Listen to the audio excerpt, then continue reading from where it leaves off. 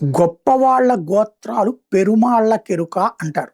అంటే బడా బడా బాబుల యొక్క ఆలోచనలు అట్లాగే ఉంటాయి. యుద్ధ వ్యూహాలలో కూడా అంతే.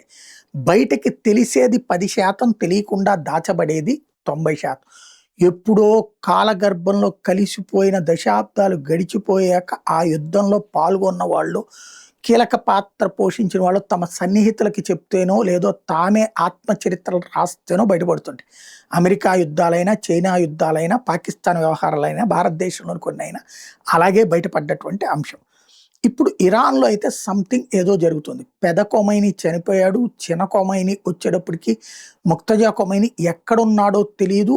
ఆయన బతికే ఉన్నాడని చెప్పడానికి పేపర్ ప్రకటనలు, సోషల్ మీడియా పోస్టులు తప్ప ఇంకేమీ లేదు. ఆయన వాయిస్ లేదు, ఆయనతో లేదు. మొన్న ఈ మధ్యన దీన్ని కవర్ చేయడం కోసమని ఒక వీడియో రిలీజ్ చేశారు. కొమైని 4-5గురితో మాట్లాడుతున్నట్టు. బట్ అది చూస్తే ఇప్పట్లో తీసిన విజువల్ లాగా లేదు.